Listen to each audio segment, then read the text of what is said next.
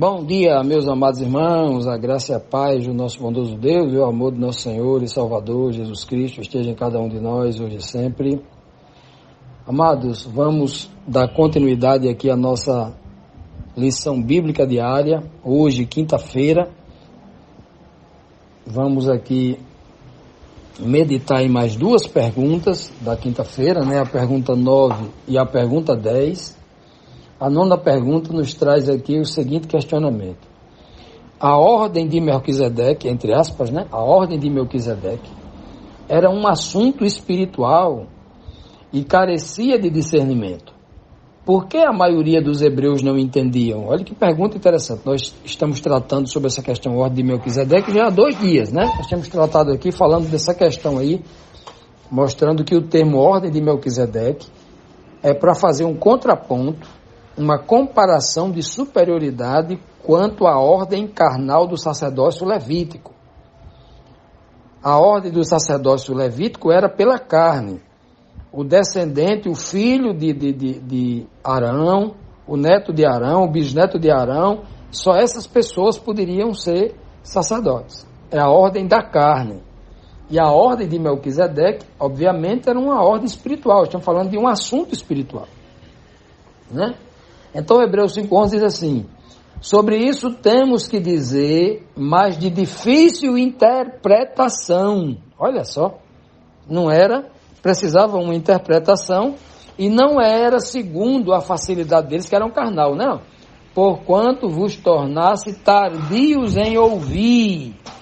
Veja que Paulo está dizendo assim, por que é que vocês têm dificuldade de entender sobre a fala espiritual, sobre a mensagem espiritual que há na ordem de Melquisedeque, no sacerdócio que é segundo a ordem de Melquisedeque. Era muito simples. Por que eles tinham dificuldades?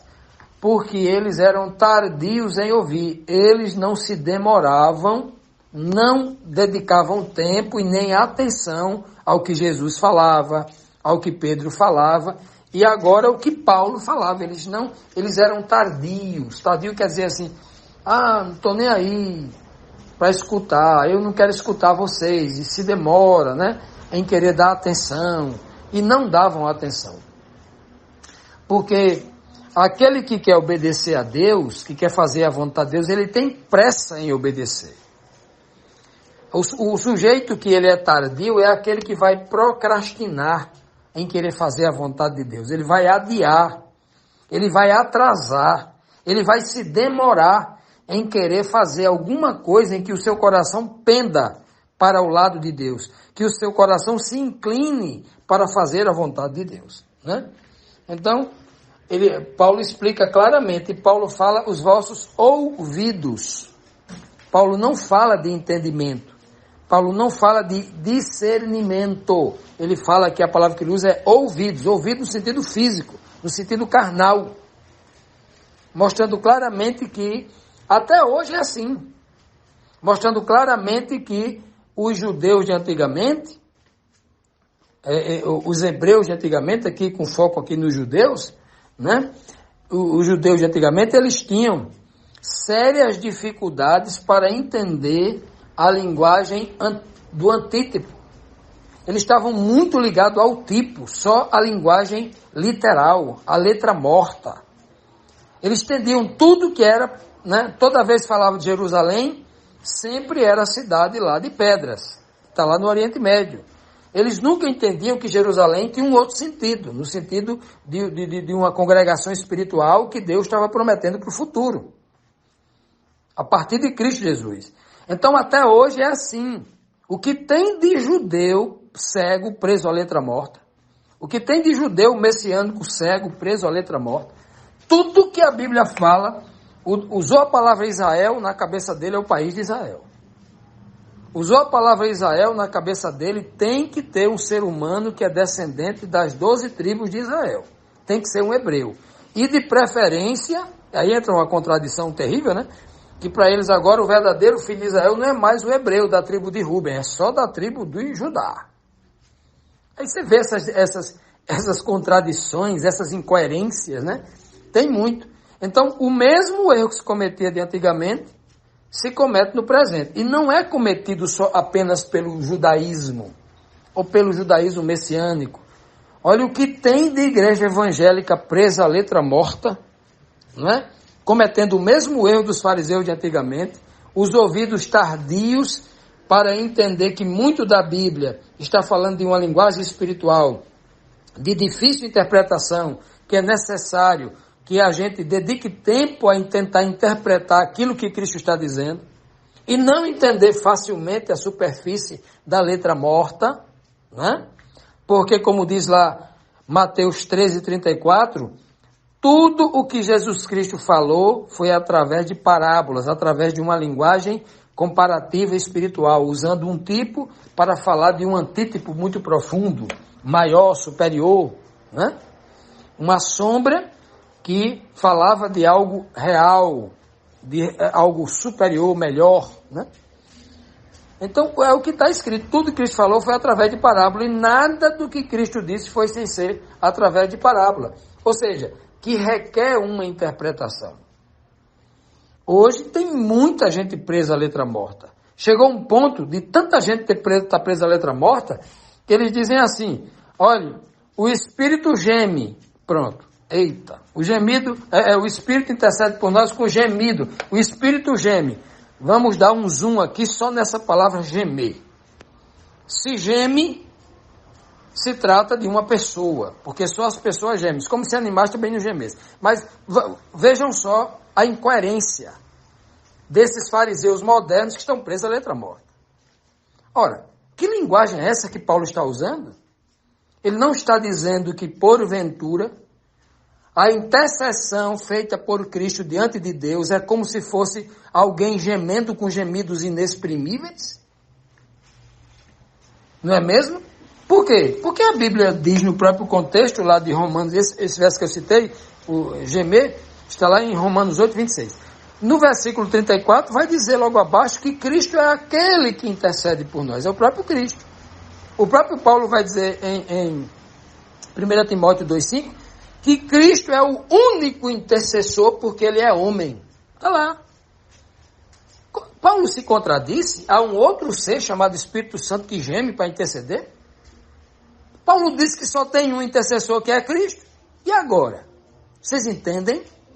Tudo o erro porque estão presos à letra morta, e uma letra só. Deram um zoom bem grande na palavra geme.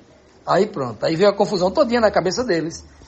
A religião moderna, os teólogos modernos da religião cristã, da professa religião cristã hoje, têm cometido esse erro assim, mas aos galões. Mas são muitos os erros.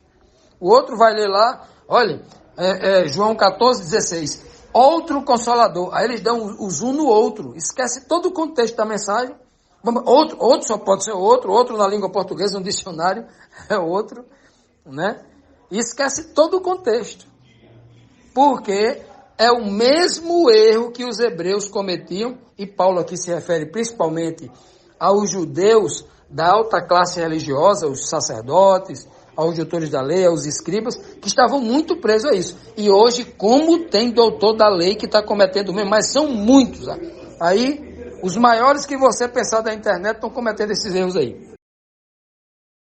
Vamos continuar, meus amados, vamos aqui para a nossa próxima pergunta, a pergunta 10.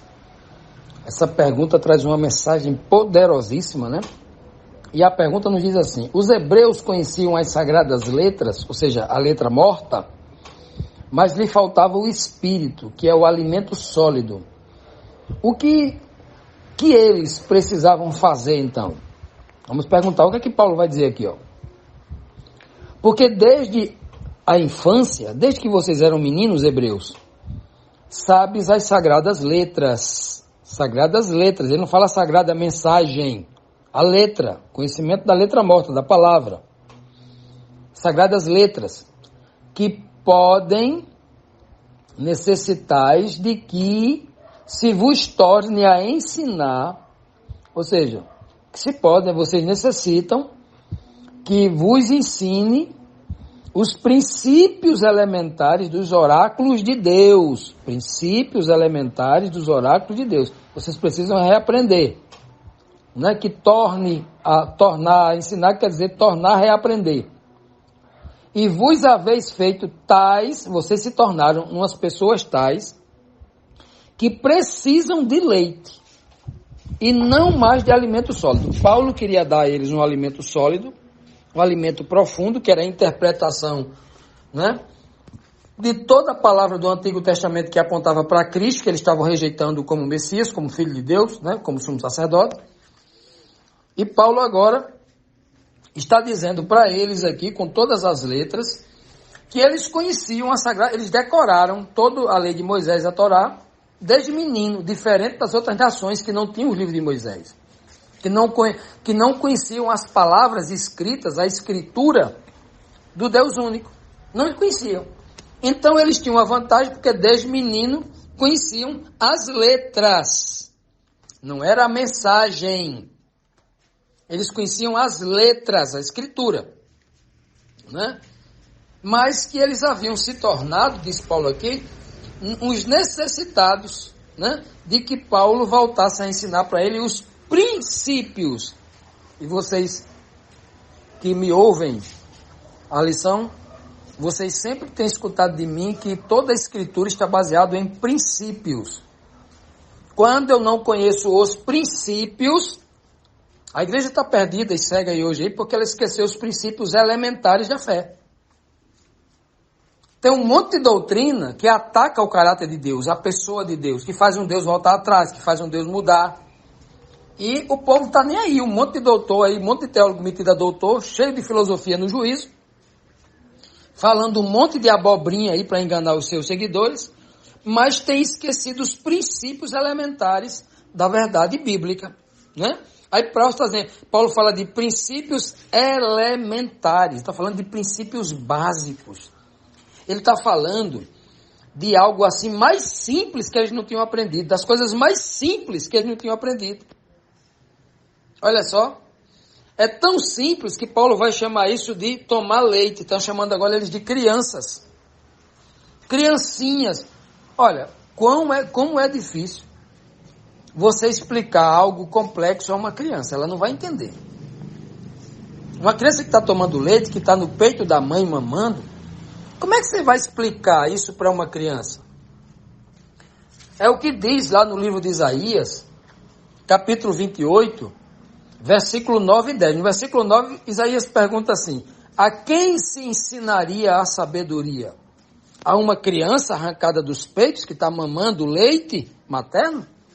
Não, ele vai dizer porque a sabedoria é regra sobre regra, regra e mais regra, um pouco aqui, um pouco... Ou seja, é algo espiritual complexo.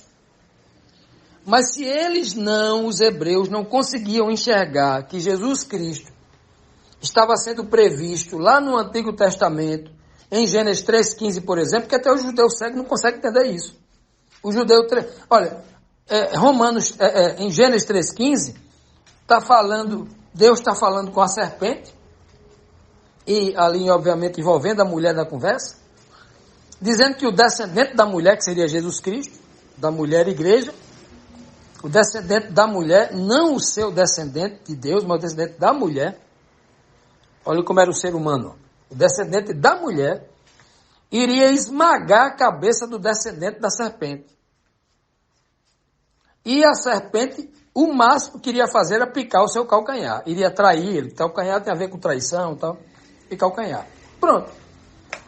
Apontando para Jesus. Mas o judeu conseguia enxergar isso? O princípio elementar da profecia? Ele conseguia enxergar que um cordeiro foi morto lá no princípio para que as suas vestes para vestir Adão e Eva? Não. Será que ele conseguia enxergar essa tipologia em José, que era um filho mais novo da casa de Jacó, que foi rejeitado pelos seus irmãos, como Cristo foi rejeitado pelos judeus? Que, vendido como escravo, como eles venderam Cristo para os romanos matarem?